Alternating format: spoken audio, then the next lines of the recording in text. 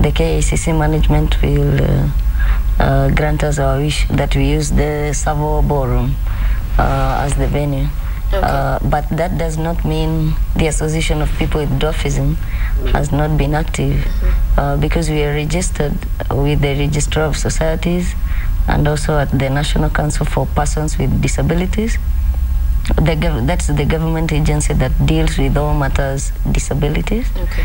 And so we are legal, we are recruiting. So far we have 673 registered members. Okay. That's a good number. During the before the launch, we expect we will be on the 2,000 mark. All right, we'll talk more on that, the launch itself, later on in the show. But let's start with you, Eunice. Being a person with dwarfism, how is that for you? First, let's maybe begin from at what point in your life did you discover that perhaps you were not going to grow any taller than this while your peers were growing taller? When I reached 10 years. 10 years? That's when I realized that I could be taller than, yeah. Okay. How was that for you? What class were you in at that time? Standard 5. Okay. How was that? You realizing everybody else is growing taller, it's not happening for you. Take us through that experience, how it was. It's so difficult for me. How so? Were people teasing you? Would other kids tease? Would they mock? Would they taunt you? Would they say bad things? Yes, many men used to joke with me, teasing with me. Some people laughing at me, but I take it easy.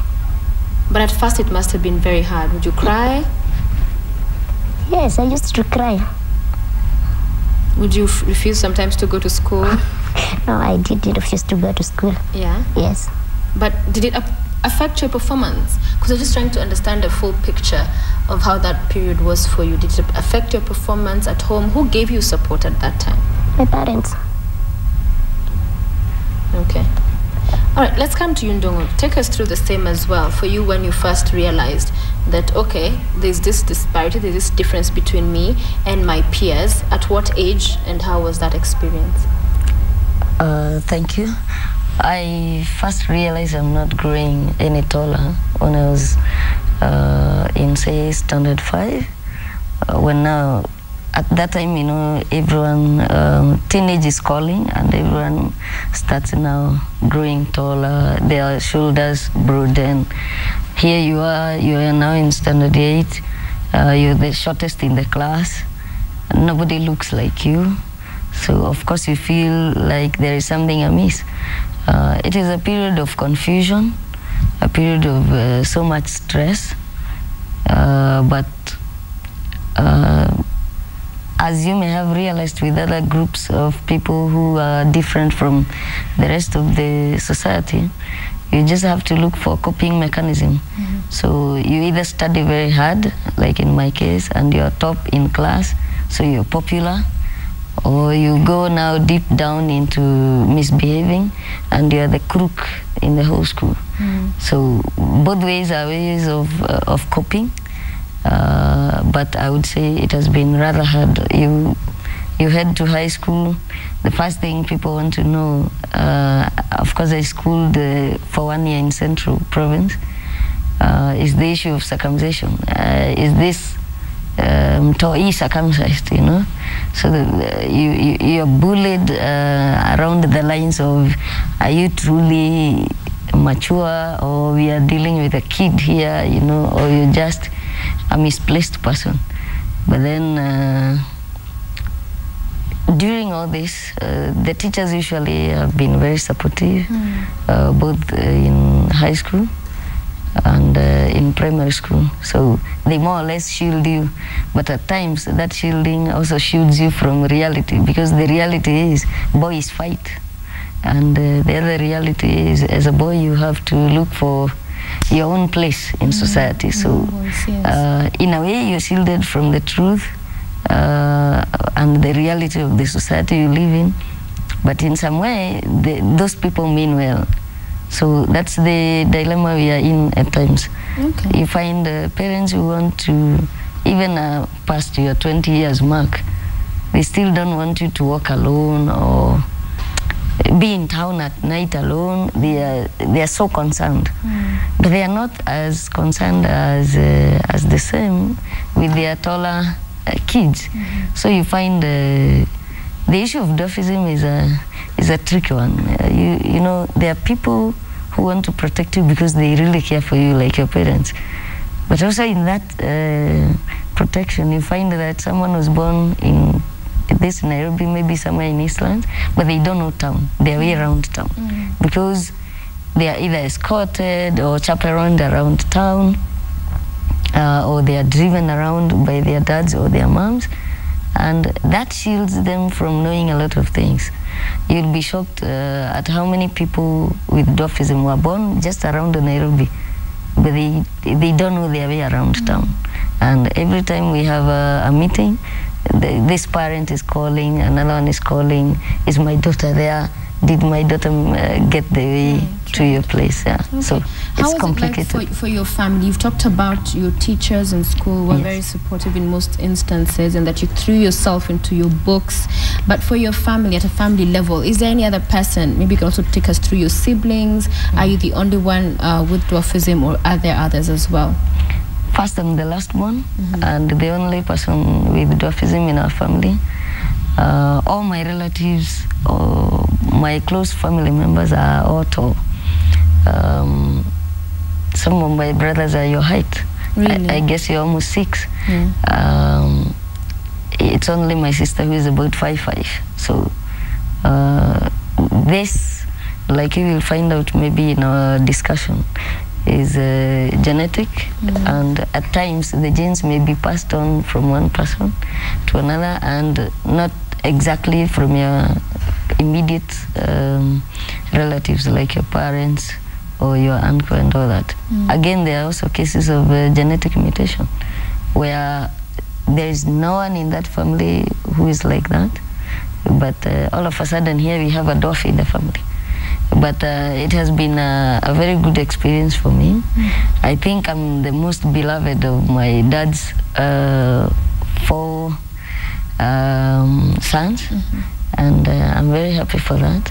He has always stood by me. Yes. And before my late mom passed on, I was also her favorite. So I would say yes, I have had a good family. Good family support. And even right now, as I was coming, they're still calling. So. And I hope they're watching. I hope so.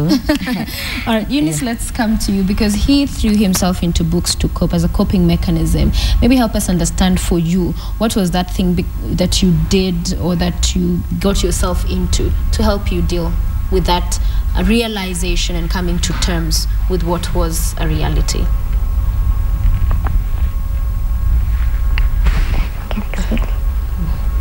Yeah? Can you speak in Swahili? So, sorry. Not understanding. Okay. Wewe ulifanya nini ili uweze cope? Yeye alisoma akakuwa number 1. Most of the times he was number 1. Ili ndio aweze kudeal with the whole situation. Watu wanamtukana, watu wanasema hivi na vile. Wewe ulifanya nini upande wako? Mimi sikuwa nikizungumza sana na wao. Hata wakinitukana sikuwa naona ni kama kitu, lakini saa nyingine nakasirika, tunabishana, tunarushiana maneno. Hata kuchapana, saa nyingine tunachapana, lakini saa nyingine na tekiti hisi. Juu sitaki kunjipea hiyo roho ati mimi ni mfupi, mimi naonelea tu ni kawaida tu. Kwa hivyo wewe sometimes ulikuwa unapigana na watu kabisa? Tunapigana.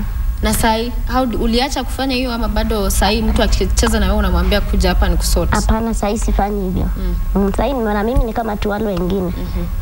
So ni nini ilifanyika ndio ukafika hapo mahali ukaamua sawa mimi ni kama wengine, kwa hivyo sitafanya nikuwe napigana na watu ndio ni jiprove ati mimi ni mtu? Ile ilifanya nione mimi ni kama wale wengine. Ile kazi wanafanya mimi naweza fanya. Ndio sasa nikaona mimi si mfupi, hata naona natoshana tu na wewe. Okay. Na ametuelezea vile familia yake imekuwa ikimsupport, pia yeye ndio peke yake yako na dwarfism kwa familia yake, is it the same kwako kwa familia yako? Kwa familia yangu mimi ndio mfupi. Na brothers zangu ni warefu. Nimezaliwa wa pili katika familia ya watoto watano.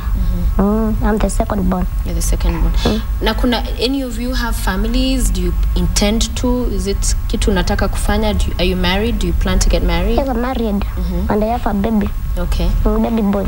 Okay. Turning 3 years next month. You're pointing at someone? The hubby. Oh, he's here? Yes. Okay, I've seen him. Okay, great. It's good that he came with you. Ni vizuri amekuja nawe kukusupport. Yes. Yeah? And you have a baby boy? I have a baby boy. Okay. And how is life? Unaweza sema maisha imekuaje? Maisha si mbaya. The society ina present hiyo opportunity ya support, hii association yenyu. Is it a support system inasaidia, and how exactly? Inasaidia. Kiaje? Tunasaidia na kimawazo, kimaneno. Unaweza ona mtu akijidharau na mwambie acha kujidharau. Hivyo. Okay.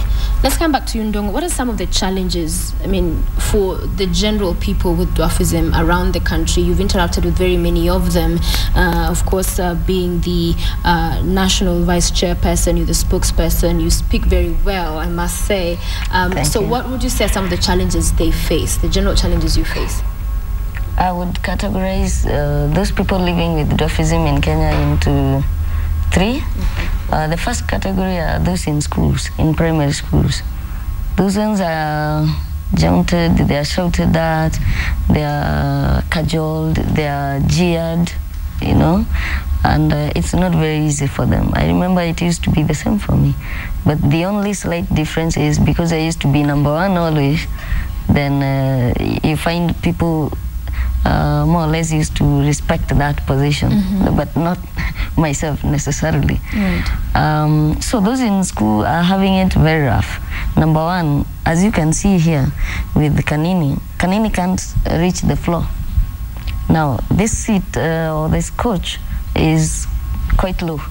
Imagine the school desk for a person who is of this height, and they have to sit there all day for 8 hours. They can't reach the floor. By the time they are going home, all their feet are swollen. These are some of the issues we are talking about. There is something called universal design. Universal design in the disability sector is where everything is designed for all people. If it's a table, for instance, this is designed for me, who is short, for a person maybe with 1 arm, they can easily reach. But you find in our, especially in our public schools, there is no universal design. A desk is just a desk.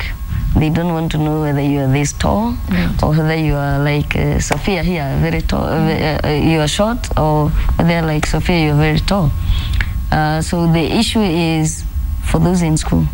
You find so many of them disinterested because by lunch hour, if all my feet are swollen, I don't want to go out. I cannot play like the rest.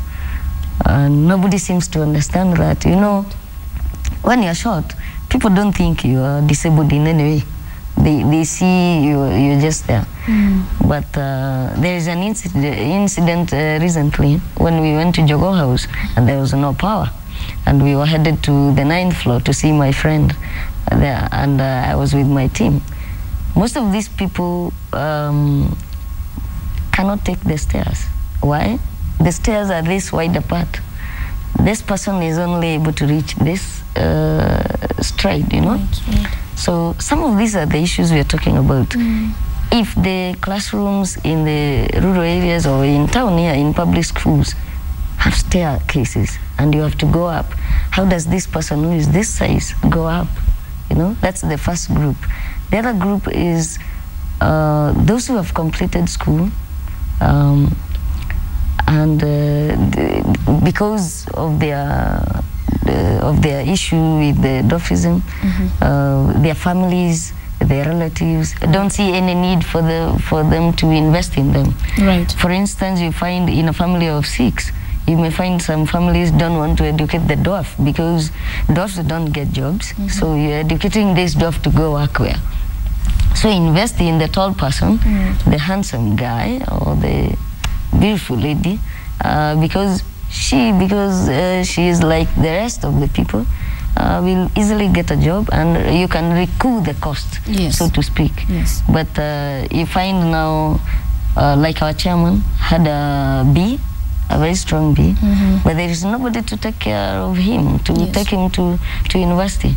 A B is a very good grade Right. in Kenya, even at the moment. So he's just there. He can only act, you know. He can only maybe do these other odd jobs, work in a car wash, or do this, do that. But in actual sense, you're denying this person an opportunity. The third category is where some of us fall. Here you are sharp, you've gone to high school, you have your B plus or B. The government admits you to a public university.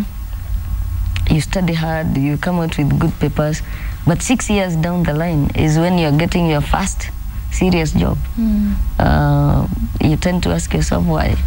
Out of 673 members that we have, I only know 3 who are employed, myself, and then our coast coordinator, Hussein Kenga. Hi, Hussein, mambo ya Mombasa. Hussein is employed by the Kenya Ports Authority in Mombasa as a yard planner. Yes. That's a very junior position. I'm employed by JKUAT. And there is Christopher Geshero, who is employed by the Ministry of Water in Nyahururu. In our association, those are the people in former jobs. 3, and they are all junior jobs, I would say. So why don't we have a dwarf working, for instance, at KTN? I think the only county I've seen where there is a dwarf working is Murang'a County. The communications officer there is no more than 4 feet tall, you know. So where are these opportunities? We have gone to school like everyone else, but where are the jobs? We are fully cognizant of the fact that it's not easy for everyone else. But I want to tell you, Sophia, it's tougher for dwarfs than for the average Kenyan. The average Kenyan doesn't have to fight a double fight of the height and discrimination and all that. We have to fight. You go to school, you have it very rough. You can't even step on the floor. Right. Then from there, you don't have a job, you know, and you're still fighting discrimination in matatus everywhere, you know. It's tough. Nikuulize Eunice, let me come to you. Nasikia penye anasema some of the things kwa association kuna watu 4 people who are employed. Only 3. Only 3. Yes. Out of 673. So 670 wayuko employed of the association, watu wenye mko nao kwa hiyo kikundi yenyu. What does that tell you about watu wa Kenya, society, government yenyewe, serikali? Inakwambia nini kuhusu kwa Kenya na society? Inabagua sana watu wafupi. Inaonyesha wanatubagua sana. Na nini ungetaka nini ifanyike? Kwa leo tunauliza wa Kenya what tunahitaji kufanya ku rise above, kutoka kwa hiyo kumarginalize watu, kuona it's like they're not like normal Kenyans. So kwa opinion yako, if you were to ongea na Kenyans sahi, what do they need to know and understand? Wajue nini, waelewe nini juu yenyu? Watu waelewe sisi ni kama wale watu wengine, waache kutubagua. Okay. Yes. So let me come back to you, Ndung'u. You have this event. You're talking about. I read your email, and you're talking about the launch of the association, and you've highlighted some of the guests you're having, and amazing people, brilliant minds, and so it's really not an issue that you're all not capable of holding these positions, of doing these jobs. So what would be the thing that you call for to be done by government, by institutions concerned? What voice do you need to find in society to be able to reach you as a people that clearly are being marginalized by society to your rightful place, to live a life just like any other Kenyan? Thank you for that. First, we need affirmative action. I know in this country right now we are undergoing a stressful period where there is VAT, there is heavy taxation, there is all that.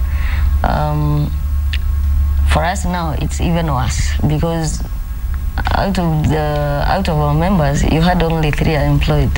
So where are the rest? The rest are like in a Kanini, who have very small kiosks in slum areas, or someone like our treasurer. or someone like our treasurer, Margaret Mwangi, who sells shoes in Gikomba. You know, with the affirmative action, we're able to get a few of these people out in the formal sector. Kanini today can be able to sit in an office and do a few things.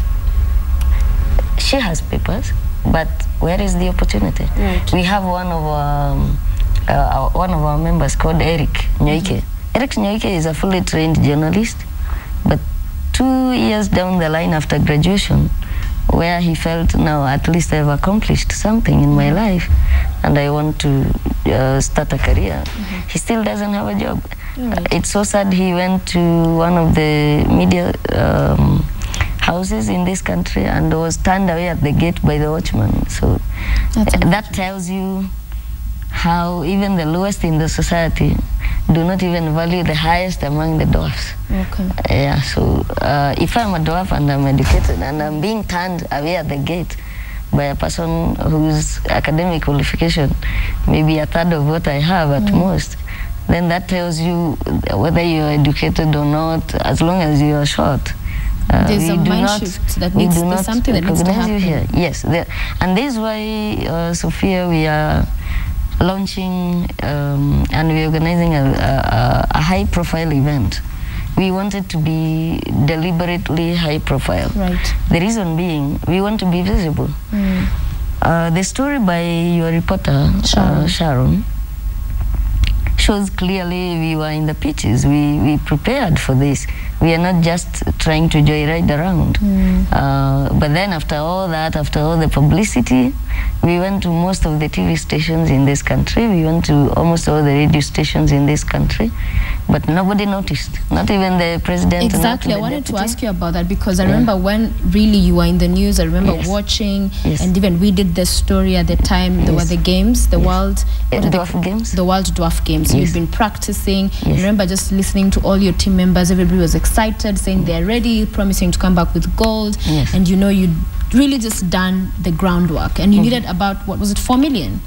Just 4.6 million. 4.6 million. Yes, and we were ready to cut that down to 3.8 million. And nobody came through. You were unable to attend the games. Well, Kotu gave us 100,000. J-Kotu gave us 100,000. But 200,000 out of a minimum of 3.8 million, that tells you who exactly the Kenyan society is. We are not trying to blame anyone here, but we tried knocking on all those doors. That is why we are saying now we have formed our association. We know what our rights are according to both the Constitution and the statute that governs our interests. That's the Persons with Disabilities Act 2003. We have read all that. We know what it says. All we are asking is Kenyans, can we just implement that? And if it's the government, can you at least try to help us out in some of these things? Because we have gone to school. I don't see the reason why we cannot get an order to the county governments from the Senate that at least every county to employ one short person. We are not very many in this country. The population of people with dwarfism internationally is one person per every 20,000 births. So in Kenya we are right now about 42 million. So we are talking about 2,100 people. These are not very many people to employ. And we know their jobs. The counties are advertising and all that. But when you arrive there and they see you, they first judge you by your height.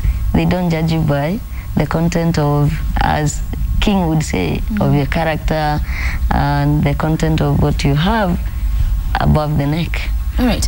Finally, our time is up. Eunice, nataka kuuliza.